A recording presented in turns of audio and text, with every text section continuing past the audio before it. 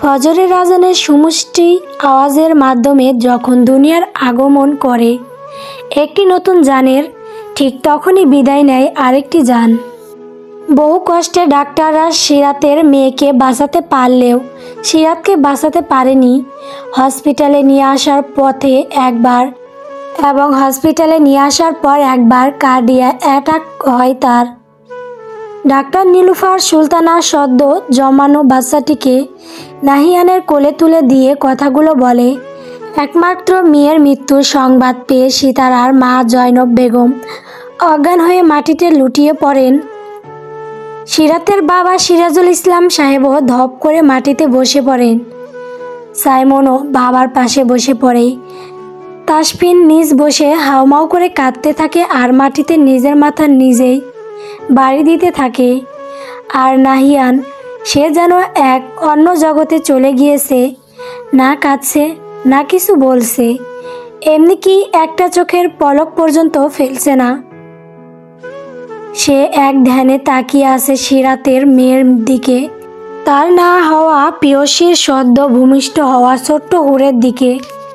21-এ পা দেওয়া সদ্য পরিস্ফুটিত ফুলের ন্যায় এক রমণীয় কালো রঙের একটা মোটা ডায়েরি পড়তে পড়তে নিজের মূল্যবান অস্ত্র বিসর্জন দিচ্ছে। ডায়েরিটা পড়া শেষ করে সে যখন ওটা বন্ধ করে, তখন ওপরের মোলটে স্বর্ণালী অক্ষরে লেখা নিয়তির পরিহাস। লেখাটির দেখা মেলে, সুনয়না, এই নয়ন, কই গেলি রে মা? বরযাত্রীরা এসে পড়েছে, তোর বাবা তোকে নিচে নিয়ে যেতে বলেছে। মাঝবয়সী এক নারী তার মাথায় হাত পাকা চুলগুলোর ওপর শাড়ি আঁচলখানা আরেকটু মেলে দিতে দিতে রুমের দরজায় নক করতে থাকে। সুনয়না তাড়াতাড়ি করে চোখ মুছে নিয়ে ডায়েরিটা আগের জায়গায় রেখে দেয়। বাবা রুমে এসেছিল মায়ের থেকে বিদায় নিতে ঘণ্টাখানেক আগে। সেই তার নজরেই কালো ডায়েরিতে আটকে যায়, আর সে জেনে যায় 21 বছরের অজানা কিছু সত্য। হ্যাঁ, সুনয়না সিরাতের মেয়ে, আজ তার বিয়ে। এতদিন নাহিয়ানি তাকে পিতার পরিচয়ে বড় করে তুলেছে। বাবা, দাদা দাদি, নানা নানি, মামা মামি আর মামাতো ভাই বোন, এদের নিয়েই তার জীবন। কিছুদিন আগে সুনয়নার জন্য এক যোগ্য ছেলে পাওয়া, আজ সেই ছেলের সাথে তার বিয়ে হতে চলেছে। সুনয়না এতদিন জানতই না যে সে নাহিয়ান মাশরুকের কেউ হয় না। নাহিয়ান তাকে এত ভালোবাসা দিয়ে বড় করেছে যে কখনো মায়ের অভাব বুঝতেই দেয়নি। ওহ, আরেকটা কথা, নাহিয়ান আজও বিয়ে করেনি, কিন্তু সকলে তাকে হাজার বলে করেও বিয়ে করাতে পারেনি। সিরাতের শেষ ইচ্ছার দোহাই দিয়েও তাকে বিয়ে করানো যায়নি। সে উল্টো সবাইকে বুঝ দিয়ে বলেছে, আমি যতই বলি সিরাত আমার মনে থাকবে, কিন্তু সত্যি এটাই যে বিয়ের মতো একটা পবিত্র বন্ধনে আবদ্ধ হওয়ার পর আমি সেই নারীর প্রতি আসক্ত হতে বাধ্য। আমি এই দুনিয়ার আমার রাত পাখিকে পাইনি, কিন্তু ওই দুনিয়ার আমি তার দাবি ছাড়ব না। দুনিয়ায় যে আমার স্ত্রী হবে সেও যদি ওই দুনিয়ার মার দাবি করে, তখন তো আমার রাত পাখি আরও একা হয়ে যাবে। আমি তাকে আরও একা নিঃসঙ্গ অবস্থায় দেখতে পারবো না। তাই আমি এই দুনিয়ার কোনো নারীকে আমার সঙ্গিনী হওয়ার অধিকার দেব না। আমার প্রথম এবং শেষ সঙ্গিনী হবে আমার রাত পাখি। তার এই কথায় পরিপ্রেক্ষিতে আর কেউ কোনো কথা বলতে পারে না, কারণ সকলেই জানে নাহিয়ান কেমন জেদি। সিরাতের মেয়েকে বুকে আগলে নিয়ে আজ 21টি বছর সে পার করে দিল। যাকে অবলম্বন করে বেঁচেছিল সেও আজ সমাজের নিয়মে চলে যাবে অন্যের বাড়িতে। নাহিয়ান হয়ে যাবে নিঃসঙ্গ, একা, একদম কবরে ঘুমিয়ে থাকা সিরাতের মতোই। সুনয়না টিস্যু দিয়ে চেপে চেপে চোখের পানি মুছে নেয়। তারপর তার মামি অর্থাৎ মোহনার সাথে চলে আসে নিচে। সিঁড়িতে এসে দেখা মিলে নাহিয়ানের সাথে। সে নাহিয়ানের দিকে তাকিয়ে তাকে ডেকে ওঠে, বাবা। নাহিয়ান মেয়ের ডাক শুনে গেস্টদের সাথে কথা বলা বাদ দিয়ে তার দিকে এগিয়ে আসলো। নাহিয়ান এগিয়ে আসতে সুনয়না হুমড়ি খেয়ে বাবার বুকে পড়ে কাঁদতে থাকে। নাহিয়ান মেয়ের কান্না দেখে বিচলিত হয়ে জিজ্ঞেস করে, কি হয়েছে মা, কাঁদছো কেন? কোথাও খারাপ লাগছে কি? বলো বাবার জান, কি হয়েছে? সুনয়না কাঁদতে কাঁদতে বলে, আমি বিয়ে করব না বাবা। আমি বিয়ে করে চলে গেলে তুমি আবারও একা হয়ে যাবে। আমি করব না বিয়ে। আমি সারা জীবন তোমার কাছে থাকবো। নাহিয়ান মেয়ের কথা শুনেও চিন্তামুক্ত হয়। সে হেসে দিয়ে বলে, বিয়ে তো করতে হবেই আম্মাজান, এটা তো নিয়ম। মেয়ে বড় হলে এক বাবার ঘর খালি করে আর এক বাবার ঘরে যায় তার ঘরে আলো করতে। আর আমি একা কই? তোমার দাদা ভাই, দাদিমণি, মামু, মামিরা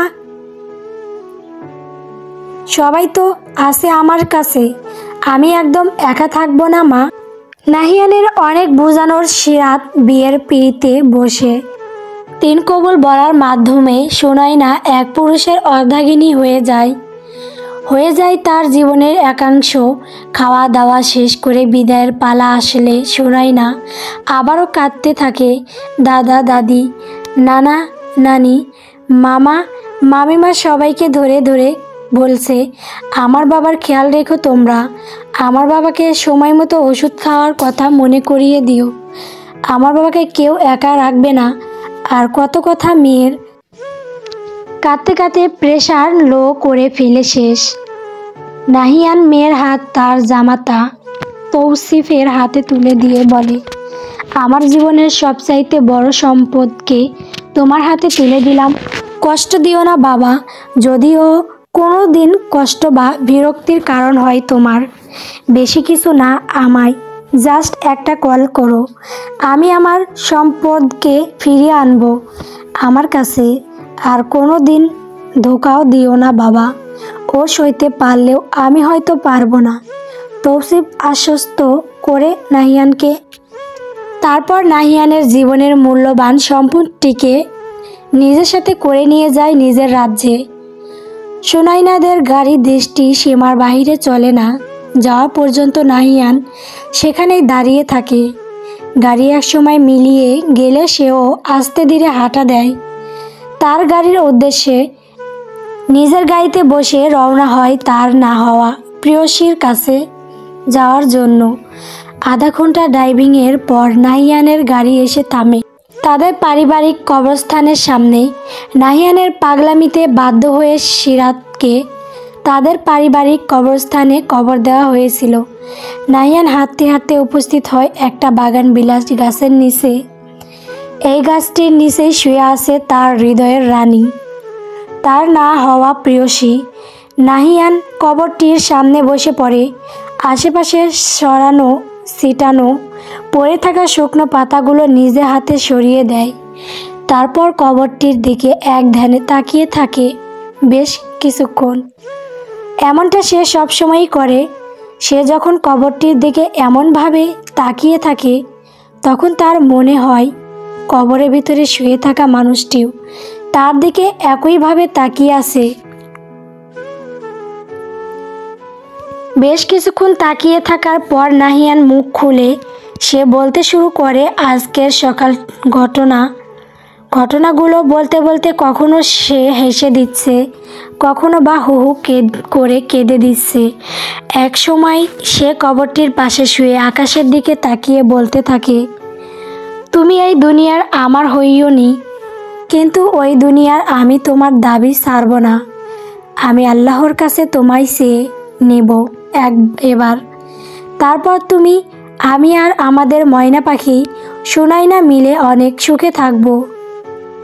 জান্নাতে নাকি কোনো দুঃখ নেই, শুধু সুখ আর সুখ। তারপর কাত হয়ে শুয়ে কবরটির দিকে তাকিয়ে বলে, কি হবে তো আমার ওই দুনিয়ার? নাকি এবারও আমায় খালি হাতে ফিরিয়ে দিবে? হঠাৎই এমন গা জুড়ানো দমকা হাওয়া এসে নাহিয়ানকে ছুঁয়ে দেয়। নাহিয়ানের মনে হয় হাওয়ায় ভেসে আসছে কারো খিলখিলিয়ে হাসির শব্দ। আর সেই হাসির মালিক বলছে, হব, এবার শুধু আপনার হব দারোগা মশাই।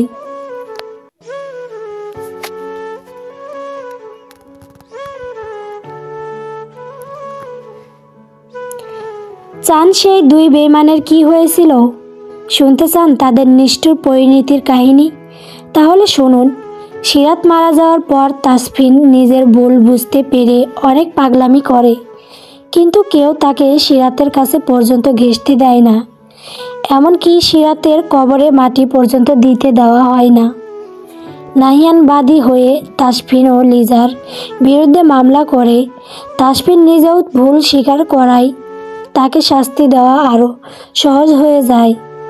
তাদের দুজনেই 10 বছরের জেল হয়। জেল থেকে বের হওয়ার পর তাদেরকে সবাই সামাজিকভাবে বয়কট করে। তাসফিনের বাবা মা এই 10 বছরে মারা যাওয়ার তার ভাই বোন কেউ তাকে নিজের কাছে ঠাঁই দেয় না।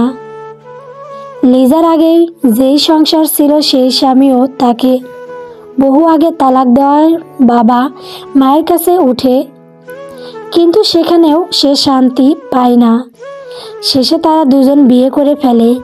বিয়ে করার পর তাসফিন অনেক কষ্টে একটা সিকিউরিটি গার্ডের চাকরি নেয়।